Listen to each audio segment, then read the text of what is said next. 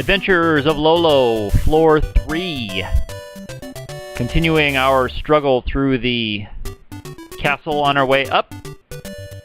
This first one, we have a couple of those statues that will fire if you get into their line of sight, so we have to make sure that they are always blocked. So the first slug, we turn into an egg, move him up, and set him down. Now we have access to the bridge or ladder sub-item. Not really a sub-weapon, you don't really use it against anything. I have to block these guys on all sides that I need to cross.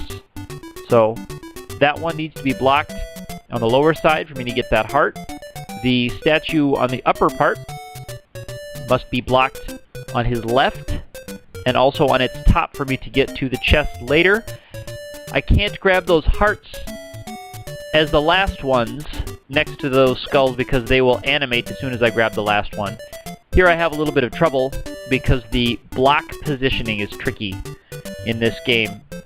And you can't see clearly where the blocks are laid out, but you can gather where the blocks are. Lolo can stop between block positions, but blocks can't be pushed horizontally or vertically if they are not perfectly lined up in the box.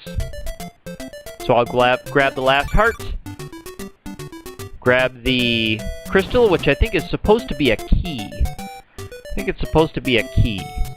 This level, as soon as I start moving, that roly-poly guy will animate. I need to get him into that little corner and then box him in. I need to position myself so as to lure him in. I don't succeed on the first try, so he does catch me. We'll get him this time, though. I learned where to position myself. He's in that corner, and now he's boxed in. His threat has been neutralized. I'm free to grab these hearts. This one I need to make use of a new game mechanic, and that is using the eggs that you turn the slugs into as a bridge to go across water, and also taking advantage of the fact that water in this game on some screens has current of a certain direction and a certain speed. I made the egg out of the slug, pushed the egg into the water, used the egg as a bridge going one way, and then the bridge as the other way. In this level, these green dudes, as soon as they touch you, they fall asleep. They don't kill you, they fall asleep and create a permanent barrier. So you have to make sure that they fall asleep in safe places so as not to trap you and force a suicide situation.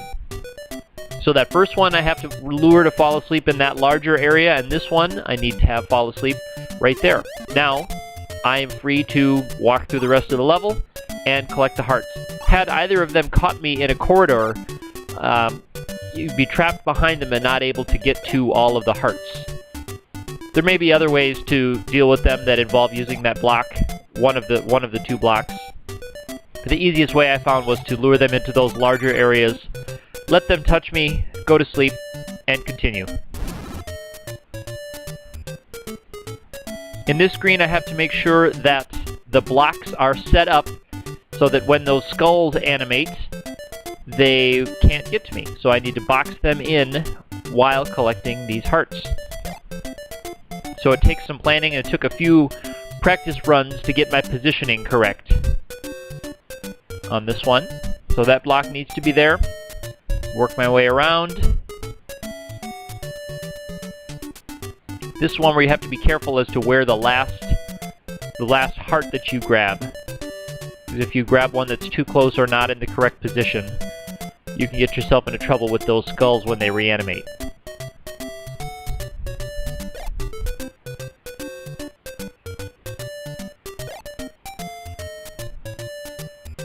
So I create a barrier right there for these skulls, and I'll push it over to box him in completely. This one we really just lock in that area.